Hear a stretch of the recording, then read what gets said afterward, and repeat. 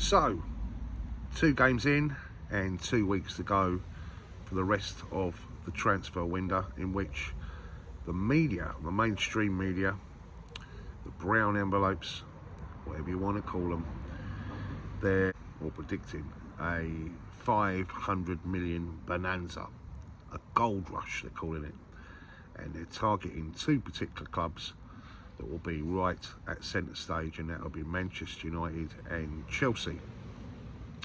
Now, talking of Manchester United, there's a lot of talk right now with regards to Christian Pulisic, and I understand he's rather keen if there's a possibility, although I think if we allow him to go out on loan anywhere, we will sign him up for an additional 2 years. So he's got plenty of years on his contract, so we keep the value of the player. Makes sense, that does. But what doesn't make sense is loaning him out to Manchester United. Now, we know as a commercial perspective that Christian Pulisic is a big pull. We know that his value in America, and for that reason, shirt sales, etc., it doesn't make any sense, especially while United are in the mud right now, helping out a rival as such. Why give them the opportunity to benefit? Don't get it at all. Okay, loan him out, sell him even if we have to, although I'd be inclined to keep him another year, because I think he's almost the perfect, it's his injuries more than anything that's the problem. We know that he is injury prone. He does find it difficult. I think if he was playing in a different league, he would excel with less contact, less of a physicality aspect. You know, he is a great player. He is a really good player.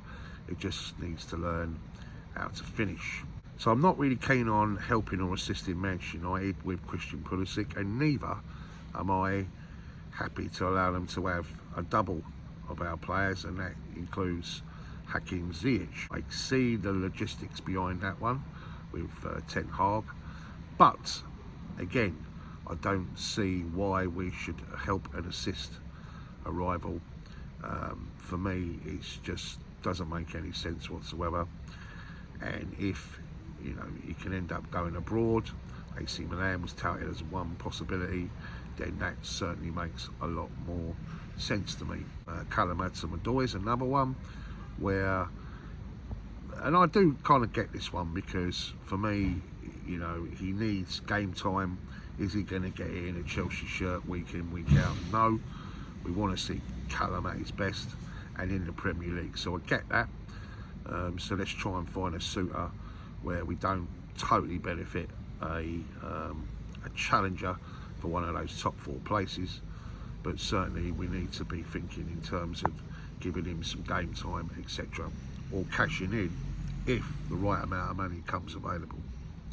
But for me, Christian Pulisic is a no-no. Now, lots of talk about Aubameyang, and £22 million is what I'm hearing. We're about to put a bid in, or we put a bid in, depending on which brown envelope journal you believe.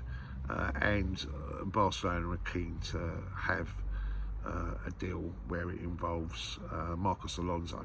So we'll have to wait on that one, guys. As far as De Jong's concerned, I just don't think that's happening, to be fair. I think had, you know, there been any inclinations that he didn't want to stay at Barcelona and there was nothing ever going to happen, then I think he'd already be a Chelsea player. That's the truth. But we do need a striker, and we need another midfielder, because, listen, we've got an injury issue, as we all know, with N'Golo Kante, and we know that we can't go for the whole of the season with Jorginho running that midfield. As good as he is, we can't have the same situation that we had last season. We definitely need another class player in that middle of the park, because we know that Kovacic is also another one that's suspect to injury. So we have to think on that one. So we need another centre half.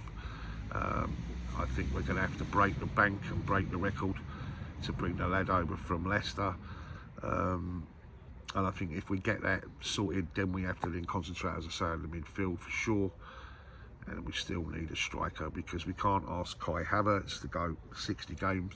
And I know people are touting about Brozier, but is it good enough to land us that top 4 finish? Now, there's been also a bit of chat regarding the special relationship, I understand, between Chelsea and Newcastle, and Amanda Staveley and the Saudi Arabian board of Newcastle United were at Stamford Bridge for the Tottenham game, as indeed was Timo Werner. Nice one, Timo. But with regards to them, they're looking to sort of get 2 or 3 or 4 of our players on loan. I think if that were the case, I'd prefer Pulisic to go to Newcastle over Manchester United. I've been totally honest with you there, and indeed Hakim Ziyech. I know they're after or interested in Callum Hudson-Odoi, and Ruben Loftus-Cheek, and indeed Ross Barkley.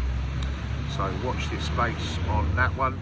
Now, there's a lot of talk about Saudi money, and Chelsea quick to make the point that Clearlake Capital are biggest beneficiaries of owning Chelsea Football Club, of course Todd Bowley, and the rest are entrepreneurs too. No Saudi money that actually went into the purchase of Chelsea, but it's true to say that Clearlake Capital are dealing with multiple £billion worth of business regarding Saudi Arabians at Newcastle United. So listen, everything in life is linked. We all know that. If you do your own due diligence, you'll notice that all companies are interlinked some form of way. Competitors make out that they compete against each other, but in fact they're the same company. And if you look at it, you'll see that BlackRock and Vanguard pretty much have shares in all the major 300 companies around the world. Very small people owning the biggest amount of wealth. It's been the biggest wealth transfer ever take place in the last 2 years, where these billionaires have become multi-billionaires.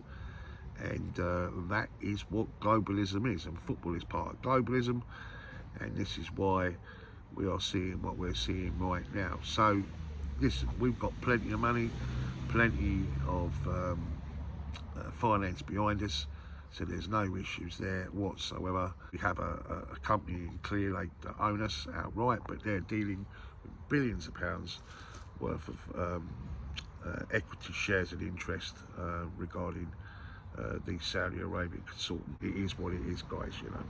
But anyway, last night I was on Johnny's stream on Minerals FC. If you didn't see it, check it out. I come in on the last hour, and check out that channel. It's an absolute blast, it really is. And much love to everyone that's followed me over from Johnny's channel, and much love to you guys out there as always. Yeah, I love reading the comments down below. You're absolutely superb, especially the people that have been with me from day dot. Honestly, guys, you know, much love to you, much respect to you. And as always, we march on, Chelsea FC. And if you ain't signed that petition, sign it. I know it's probably not going to do anything, it's probably not going to change anything, but we've got to show solidarity with our manager Thomas Tuchel and those players. We are, after all, Chelsea FC. Much love, guys. I'll speak to you soon.